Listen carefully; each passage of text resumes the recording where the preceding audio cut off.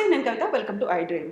ఈ మధ్య తరచుగా వినిపిస్తున్నటువంటి సమస్యలు అండాశయం, గర్భాశయానికి సంబంధించిన సమస్యలు. చిన్న వయసులోనే ఎందుకని ప్రాబ్లమ్స్ వస్తున్నాయి, వాటిని తొలగించాల్సినటువంటి పరిస్థితి ఏర్పడుతోంది. దీనికి గల కారణాలేంటి? మనతో పాటుగా ఉన్నారు సీనియర్ గైనకాలజిస్ట్ మంజుల అనగారు గారు. గుడ్ ఆఫ్టర్నూన్ డాక్టర్, ఎలా గుడ్ ఉన్నారు? Afternoon Kavitha, how are you doing? Good ma'am. So ఈ మధ్య కాలంలో వెరీ యంగ్ ఏజ్ లోనే వస్తున్నటువంటి ఈ ప్రాబ్లమ్స్, ఓవరీస్ తీసేయాలి లేకుంటే యూట్రస్ తీసేయాలి, ఎందుకని వస్తుంది అలా? అంటే ఈ మధ్య మనకి అవేర్నెస్ పెరిగింది, అది నేను చెప్తాను. ఇంత ముందు నుంచి కూడా ఇలాగే ఉన్నాయి, but definitely the incidents has increase. And చాలా మంది ఇప్పుడు రిపోర్ట్ చేస్తున్నాం. ఇంత ముందులో మనకి పబ్లిష్ చేసేవాళ్ళం కాదు, వచ్చేవి ట్రీట్ చేసేవి పోయేవి, నంబర్ రిజిస్ట్రీ అట్లా ఉండేది కాదు. సో ఇప్పుడు చాలా రీజన్స్ మనకి ఎక్కువ కనపడటానికి. ఒకటి, డెఫినెట్గా ఇంక్రీజ్ అయ్యాయి, దాంట్లో డౌట్ లేదు. Second, detection rates have increased. ఇంతకుముందు మనం మిస్ కొట్టేవు ఏంటో ఏమయ్యేదో అని. ప్లస్ అవేర్నెస్ పెరగడం వల్ల జనాలు కూడా ముందే వచ్చి టెస్టులు చేయించుకోవటం, ట్రీట్మెంట్ చేయించుకోవటం లాంటివి చేస్తున్నారు. ఫోర్త్, యాజ్ సచ్ మనకి ఇప్పుడు పొల్యూషన్ కానీ ఇవి కానీ ఎక్కువైనప్పుడు అసలు జెనెటిక్గా ఎవరికైనా రీజన్ ఉందంటే, చాలామంది అడిగే క్వశ్చన్ ఏంటంటే, మా తల్లికి ఉంటే నాకు వస్తుందా, నాకు వస్తే నెక్స్ట్ జనరేషన్కి వస్తుందా అని. డెఫినెట్గా ఏదో ప్రతి వ్యాధికి ఏదో జెనెటిక్ ఎలిమెంట్ ఉంటుంది, కానీ ఉన్నంత మాత్రాన వచ్చేలా ఉండదు. కో ఫ్యాక్టర్ కావాలి, అంటే ఏదో ఒకటి స్టిమ్యులేట్ దానికి కలకాలి. అది కలికేది ఇప్పుడు ఏమైపోయింది ఈ రోజుల్లో, స్ట్రెస్ కావచ్చు, మనం తినే ఆహారం కావచ్చు, అలవాట్లు కావచ్చు, smoking or alcohol, or it can be the pollution. దానివల్ల ఇవన్నీ ఎండోక్రైన్ డిస్ట్రప్టింగ్ కెమికల్స్ అంటాం, ఇవన్నీ ఎక్కువైపోయినాయి. సో ఎండోక్రైన్స్ అంటే ఏంటి? ఈ గ్రంథులు ఏవైతే ఉంటాయో, అంటే థైరాయిడ్ కావచ్చు, అన్ని హార్మోన్స్ రిలీజ్ చేసేది, ప్యాంక్రియాస్ కావచ్చు, ఓవరీస్ కావచ్చు, ఎడ్రినల్స్ కావచ్చు, ఇవన్నీ పారాథైరాయిడ్, ఇవన్నీ ఎండోక్రైన్స్ అంటాం. సో ఇవన్నిట్లో అవకతవకలు అయిపోవడం వల్లే మనం డయాబెటీస్ ఎక్కువ చూడటం, థైరాయిడ్ ప్రాబ్లమ్స్ ఎక్కువ చూడటం, అవన్నీ ఉన్నాయి. వాటిని మనం యాక్సెప్ట్ చేసేసాం. కానీ ఇప్పుడు అలాగే ఈ ఓవరీస్లో కూడా అంత హార్మోన్స్ అటు ఇటు అవ్వడం వల్ల మనకి పీసీఓఎస్ ఎక్కువైపోవటం, ఈ ఎండోమెట్రియోసిస్ ఎక్కువైపోవటం ఈ ప్లాస్టిక్స్ వల్ల. అలాగే ఇది మన ఫైబ్రాయిడ్స్ ఎక్కువ చూసేయటం, ఈ పీసీఓఎస్ వీటన్నిటి వల్ల ఇంక్రీజ్ ఈస్ట్రోజన్ ఎక్కువై ఈ ఎండోక్రైన్ డిస్ట్రప్టింగ్ కెమికల్స్ వల్ల. Ineffective progesterone, increased estrogen. మనకు ఉండాల్సిన రెండే హార్మోన్స్, ఈస్ట్రోజన్, ప్రొజెస్ట్రాన్, రెండు సమతులంగా ఉండాలి. ఒకటి ఎక్కువ ఉండి ఒకటి తక్కువ ఉంటే దానివల్ల వచ్చే సైడ్ ఎఫెక్ట్స్ ఉంటాయి. ఒకటి రెండు సేమ్ ఉన్నా, ఇది పని చేయకపోయినా అది ఎక్కువ ఉన్నట్లు లెక్క. వీటి వల్ల ఏమవుతుందంటే ఎండోమెట్రియల్ క్యాన్సర్స్ ఎక్కువ చూస్తున్నాం. ప్లస్ వీళ్ళు డిలేడ్, మన పెళ్ళిళ్ళు అవ్వటం, పిల్లలు వద్దనుకోవటము, ప్లస్ మనకి పిల్లలు ఏమి ఓసీ పిల్స్ లాంటివి వాడకపోవడం, వీటన్నిటి వల్ల ఓవేరియన్ క్యాన్సర్స్ కూడా ఎక్కువ చూస్తున్నాం మనం. So cancers as such have increased in today's time to 17 to 18%. అంటే 100 మందిలో 17-18 మందికి క్యాన్సర్లు ఉంటున్నాయి. అంటే ఎంత భయంకరమో ఆలోచించాలి.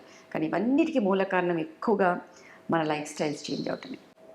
పొల్యూషన్ ప్లస్ ఈ dietary changes, stress and then addictions. ఇంతకు ముందు రోజుల్లో కూడా చిన్నప్పుడు చచ్చిపోయేవాళ్ళు, వాటి కారణాలు వేరే ఉండేవి. 40 ఏళ్ళకి చచ్చిపోయేవాళ్ళు, 45 చచ్చిపోయేవాళ్ళు, లేదా పురిట్లో చచ్చిపోయేవాళ్ళు, బ్లీడింగ్తో చచ్చిపోయేవాళ్ళు, ఇన్ఫెక్షన్స్తో చచ్చిపోయేవాళ్ళు. ఇప్పుడు ఇన్ఫెక్షన్స్తో చావట్లేదు, క్యాన్సర్స్తోనూ, heart disease, hypertension, diabetes ఇలాంటి వ్యాధులు, లైఫ్ స్టైల్ డిసీజెస్తో చచ్చిపోతున్నాం అంతే. సో ఎక్కువగా హార్మోనల్ ఇంబ్యాలెన్సెస్ అంటున్నారు, ఇది ఏ ఏజ్ నుంచి వస్తుంది, ఎందుకని అంత ఎక్కువ కనిపిస్తుంది అంటారు? Hormonal imbalance can start from the time of menarche it self. అసలు మెనార్కీ అంటే పీరియడ్ స్టార్ట్ అయినప్పుడు ముందు నుంచే ఇంబ్యాలెన్స్ వచ్చేస్తే పీరియడ్సే లేట్ అవ్వచ్చు. సో ఎప్పుడైతే హార్మోన్స్ సెటిల్ అవ్వాలో అప్పటి నుంచి మెనోపాజ్ వరకు కూడా ఏ ఏజ్లో అయినా హార్మోనల్ ఇంబ్యాలెన్స్ రావచ్చు. నేను ఇందాక చెప్పినట్టు కవిత, మనకు ఉండాల్సిన రెండు హార్మోన్స్, మెన్కేమో టెస్టోస్టెరాన్, ఉమెన్కేమో ఈస్ట్రోజన్, ప్రొజెస్టెరాన్. ఓకే, ఈ రెండు హార్మోన్స్ మనం ఆడుకుంటాం, అసలు అన్నీ దేవుడే ఆడుకుంటాడు వీటితో. దాన్ని బట్టి ఓవ్యులేషన్ అవుతుందా, ప్రెగ్నెన్సీ వస్తుందా, పిల్లలు ఉంటారా, అబార్షన్స్ అవుతాయా, అన్నీ డిసైడ్ అవుతాయి. ఇది ప్రొజెస్టెరాన్ తక్కువైతే అబార్షన్ అవుతుంది, ఈస్ట్రోజన్ తక్కువైన రోజు డెలివరీ అవుతుంది. ఈస్ట్రోజన్ ఒకటే ఎక్కువ ఉంటే మనకి ఎండోమెట్రియోసిస్ కానీ, ఫైబ్రాయిడ్స్ కానీ, మనకి అగైన్ ఇంటర్మీడియట్ స్పాటింగ్ హార్మోనల్ ఇంబ్యాలెన్స్తో వచ్చే బ్లీడింగ్ కానీ, ఎండోమెట్రియోసిస్ క్యాన్సర్స్ కానీ ఎక్కువ వస్తాయి. సో ఈ రెండు ఇంబ్యాలెన్స్ అవుతున్నాయి. ఇంబ్యాలెన్స్కి మెయిన్ కారణం ఫస్ట్ కారణం ఈజ్ ఎన్వైరన్మెంటల్ పొల్యూషన్. దాంట్లో very important plastics nearer to the genital tract. అంటే శానిటరీ నాప్కిన్స్లో మనం ఉండే ప్లాస్టిక్స్ గర్భాశయం దగ్గరికి, అండాశయం దగ్గరికి ఏదైతే ఉంటుందో వాటి నుంచి నిలువరించే ఈ ఎండోక్రైన్ డిస్ట్రప్టింగ్ కెమికల్స్, డయాక్సిన్స్ ఏమంటూ ఉంటాయో, that will cause more of this hormonal imbalance. Next, మనం తినే ఆహారం, ఏవైతే మనం గేదె పాలు తాగుతున్నాం, ఆవు పాలు తాగుతున్నాం అనుకుంటాం, కానీ ఏ వ్యాపారికైనా వాళ్ళకి ఎక్కువ డబ్బులు రావాలి అంటే అవి ఎక్కువ పాలు కావాలి, ఎక్కువ పాలు కావాలి ప్రొడక్షన్ అంటే ఆ గేదెలకు కానీ ఆవులకు కానీ ఎక్కువగా ఇంజెక్షన్స్ ఇస్తారు. ఆక్సిటోసిన్ ఇంజెక్షన్స్ కావచ్చు, కొన్ని రకాల స్టీరాయిడ్స్ కావచ్చు, ఏమైనా కావచ్చు, ఈస్ట్రోజన్స్ కావచ్చు, ఇట్లా ఏమైనా ఇస్తారు. అది చికెన్లోకి ఈస్ట్రోజన్ ఇస్తారు టు బికమ్ ఇంత లావు కావడానికి. మరి 1 kg చికెన్ బెటరా, 2 kg చికెన్ బెటరా వాళ్ళు అమ్మాలంటే? సో వాళ్ళ వ్యాపార లాభాల కోసం వాళ్ళు చేసే పనులకి ఈ తెలియకుండా ఇన్అడ్వర్టెంట్గా మనం తినే ఆహారంలో ఎక్కువ ఈస్ట్రోజన్ వెళ్ళిపోతుంది. ప్లస్ జనాలలో కూడా ఒక ఫ్యాడ్ ఉంటుంది, ఏదైనా మంచిదమ్మా అనగానే ఓ తినేస్తారు. ఆయిల్ పుల్లింగ్, ఇంకేదో అట్లాంటివి. సోయా ప్రోటీన్ మంచిది అని ఎవరో అన్న పాపానికి తెగ సోయా ప్రోటీన్ తినేసి పోస్ట్ మెనోపాజల్ బ్లీడింగ్, ఎండోమెట్రియల్ క్యాన్సర్స్తో వచ్చిన వాళ్ళని చూసాం మేము. సో ఏదైనా సరే మితంగా ఎంత తినాలో అంత, moderation is the way to do. ఏదైనా అతి చేస్తే అతి అన్నిటికీ అనర్థదాయకం. అందరికీ జనరలైజ్ చేయడానికి లేదు, పర్టికులర్గా మనకి డిఫరెంట్ బాడీ అనేది ఉంటుంది కాబట్టి అదొకటి ఉంటుంది. ప్లస్ ఏది కూడా అతి చేయకూడదు కదమ్మా, అవసరాన్ని బట్టే ఉండాలి, ఏదైనా మోడరేషన్ ఉండాలి. సో ఇట్లా చేయటం వీటి వల్ల మనకి ఈ ఈస్ట్రోజన్ ఎక్కువయ్యి హార్మోనల్ ఇంబ్యాలెన్స్ అయిపోవడం జరుగుతుంది. అలాగే ఎవరైనా లావు ఉన్నారనుకోండి, ఫ్యాట్ నుంచి కూడా ఈస్ట్రోజన్ వస్తుంది కదా, అది ఇంపార్టెంట్. ఇన్సులిన్ రెసిస్టెన్స్ ఉందనుకోండి, మళ్ళీ మనకి హార్మోన్ల అసమతుల్యత మొదలవుతుంది. సో పీసీఓఎస్ అనేది స్టార్ట్ అయిందే మనకి ఎడ్రినార్కీ టైంలో, అంటే 7th 8th క్లాసుల్లో మనం పెట్టే స్ట్రెస్ వల్ల పిల్లలకి ఎడ్రినల్ అనేది ఉంటుంది కదా, అది ఫ్లైట్ ఆర్ ఫైట్ అంటాం. అంటే మనకి స్టీరాయిడ్స్ అంటాం, అమ్మ నాకు చెయ్యాలి అనే రక్తం ఉడికిపోయేది, ఫైటింగ్ ఇది ఉంటుంది, అదంతా ఎడ్రినల్ నుంచి వచ్చే ఎడ్రినలిన్తో వస్తుంది మనకి. సో నేను అదొక్కటే ప్రొడ్యూస్ చేస్తాను అందు, పక్కనున్న వేరే హార్మోన్స్ కూడా ప్రొడ్యూస్ చేస్తుంది. అవన్నీ మన స్ట్రెస్ కావటం వల్ల అక్కడ అవకతవకలు జరిగి దానివల్ల మనకు వచ్చేది బ్రెయిన్ మీద వెళ్ళి ఎఫెక్ట్ చేస్తుంది. అక్కడి నుంచి వచ్చే హార్మోన్స్ వచ్చి ఓవరీస్ మీద యాక్ట్ చేస్తాయి. సో ఆ ఇంబ్యాలెన్స్ వల్ల ఇక్కడ ఇంబ్యాలెన్స్ అవుతుంది అనమాట. అన్నీ ఇంటర్లింక్డ్, మనం ఏ చేసినా ఇంటర్లింక్డ్. సో ఇప్పుడు మనం శానిటరీ నాప్కిన్స్ గురించి మాట్లాడుకుంటున్నప్పుడు అది దీనికి డైరెక్ట్ గా లింక్ అయ్యింది అనేది అసలు పెద్ద అవగాహన లేదు. ఎంతసేపు ఎన్విరాన్మెంట్ కి ఎఫెక్ట్ పడుతుంది, దాని మీద పడేస్తే అది భూమిలో ఇంకిపోదు, ఇలాంటివి అంటే భూమిలోనే అంత చేసినప్పుడు మన బాడీ ఇంకా మనం టెంపుల్లా చూసుకోవద్దా? మన బాడీకి దగ్గరలో పెట్టుకున్నప్పుడు అక్కడ రిలీజ్ అయ్యే కెమికల్స్ మన బాడీలోకి అబ్జార్బ్ అవుతాయి, దానివల్లే వచ్చే దుష్ప్రయోజనాలు ఏంటి అనేది ఆలోచించాల్సిన అవసరం ఎవరికైనా ఉంది. అర్థమవుతుందా? మనం స్మోకింగ్ చేస్తున్నాము, smoke is injurious to health అని పాపం దాని మీద రాస్తారు వాళ్ళు, అయినా వాడే వాళ్ళు వాడతారు. Alcohol is injurious, we know that. దానికన్నా smoking is very bad. Lung cancers are increasing. Women who don't smoke also increasing lung cancers. అంటే స్మోకింగ్ వల్ల one is passive smoking, one is environment pollution. మళ్ళీ ఇప్పుడు తెలిసింది మనకి. Okay, so ఇవన్నీ మనం గుర్తుపెట్టుకోవాలి కవిత.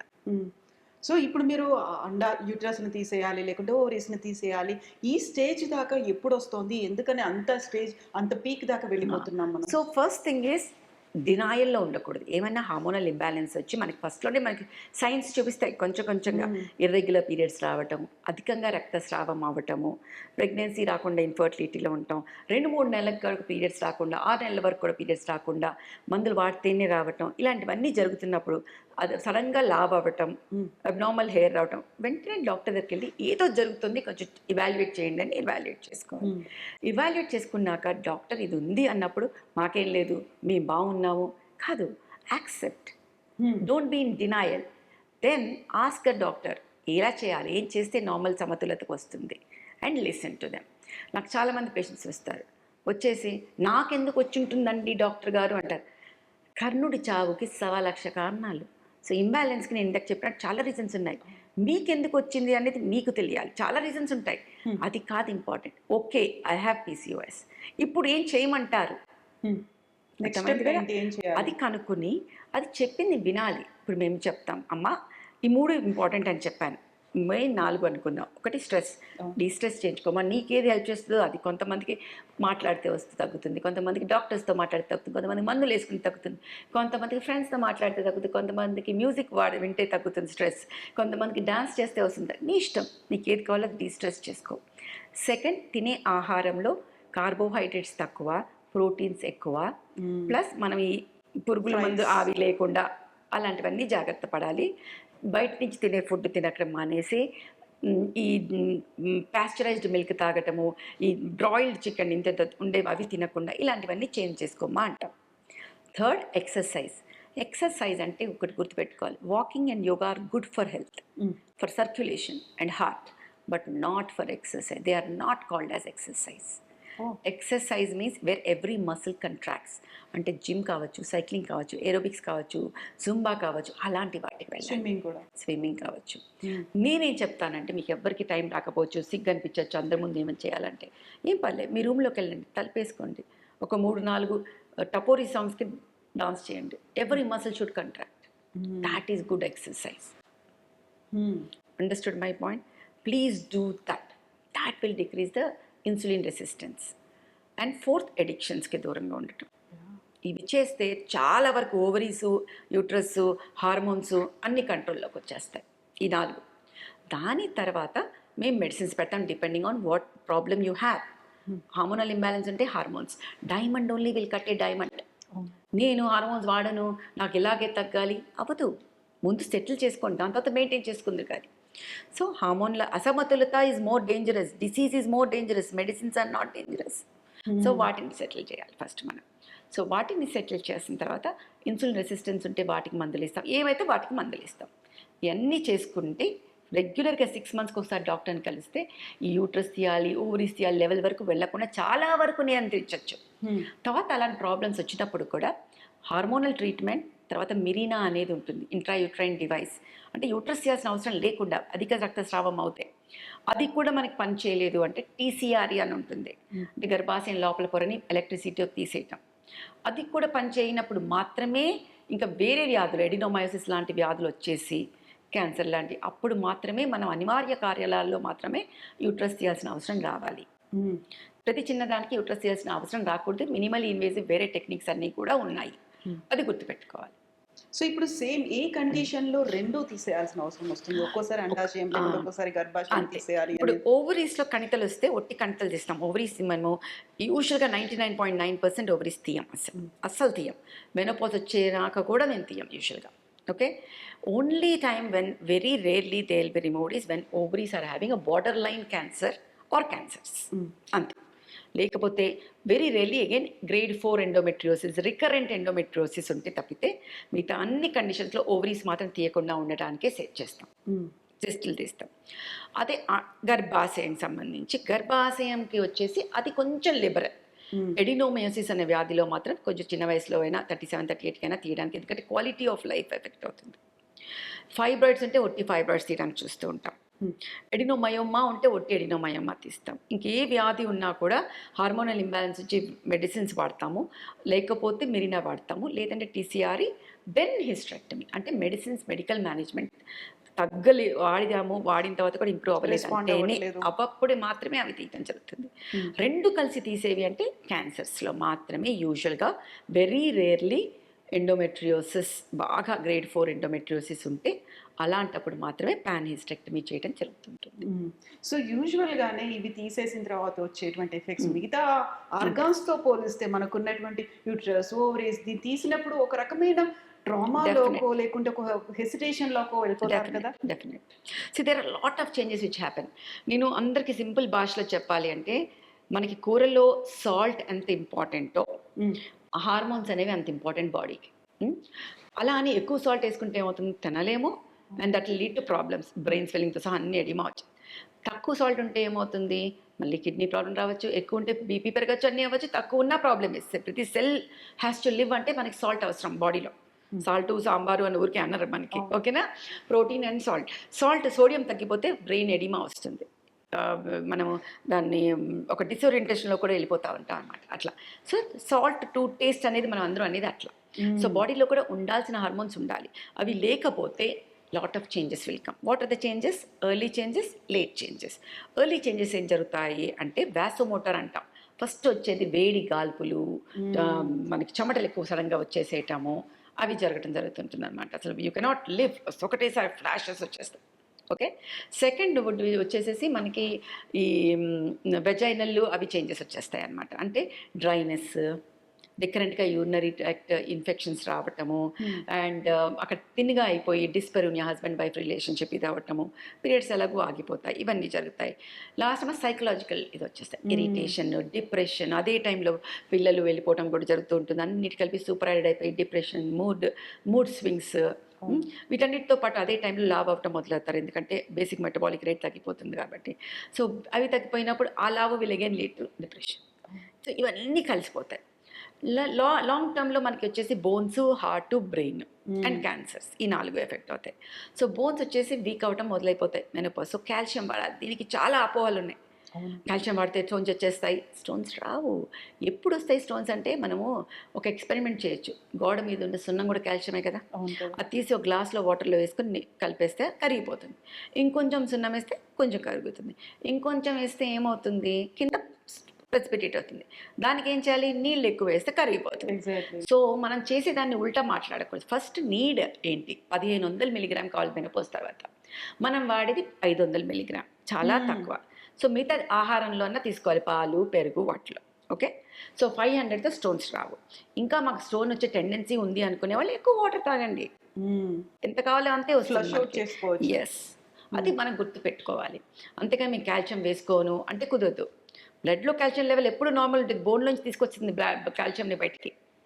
సో బోన్స్ వీక్ అయిపోతే ఫ్రాక్చర్స్ అయిపోతాము. మోస్ట్ కామన్ రీజన్ ఈజ్ పెద్దవాళ్ళు బెడ్ రిడన్ అవడానికి, రాత్రులు యూరినరీ ఇన్కాంటినెన్స్ వచ్చేస్తుంది. నాకు చెప్పాను కదా, సడన్గా తమ్మినా దగ్గర యూరిన్ రావటము, ఇలాంటివన్నీ చూస్తాం మనం. అర్జ్ ఇన్కాంటినెన్స్, అర్జ్ వచ్చింది కదా అని పరిగెత్తడానికి పోయి కాలు జారిగి పడి కాలు ఇరిగి ఆ సర్జరీల్లో చనిపోయిన వాళ్ళు ఉంటారు. సో అన్నీ మనం జాగ్రత్త పడాలి. Prevention is important. Okay. So దాని గురించి అన్నీ ఇప్పుడు మేము చాలా ఈస్థెటిక్ గైనకాలజీ చాలా చేస్తుంటాం.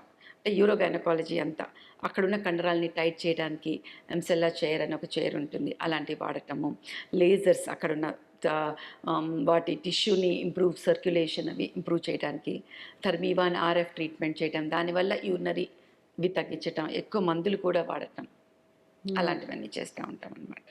సో ఇలాంటి గైనిక్ ప్రాబ్లం ఏదైనా వచ్చింది, తీసేయాలి ఇంకా యూట్రస్ను, ఓవరీస్ను తీసేయాలి, ఫెమినిటీ పోయినట్టు అన్న ఆ ఫీల్ ఎందుకు ఇంకా అందుకే ఉంది? ఉంటుంది, ఎందుకంటే హార్మోన్ లేదు కాబట్టి. ఇప్పుడు నేను చెప్పిన రామాయణం అంతా ఎందుకంటే టు ప్రివెంట్ యూ ఫ్రమ్, మనం ఇంకా సగంలో మాట్లాడుకున్నాం బోన్స్, తర్వాత స్ట్రోక్ రేట్ పెరుగుతుంది, బ్రెయిన్లో స్ట్రోక్ రేట్ పెరుగుతుంది, హార్ట్ అటాక్స్ కూడా పెరుగుతాయి, క్యాన్సర్స్ కూడా పెరుగుతాయి.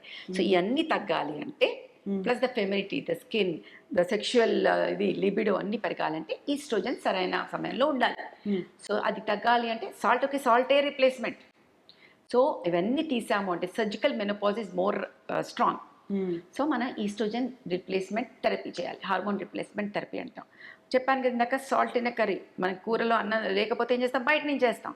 అలాగా శరీరంలో ఈస్ట్రోజన్ లేకపోతే బయట నుంచి లో డోస్ ఈస్ట్రోజన్ తీసుకుని డాక్టర్స్ పర్యవేక్షణలో ఉంటే ఇవన్నీ కూడా కంట్రోల్లోకి వచ్చేస్తాం.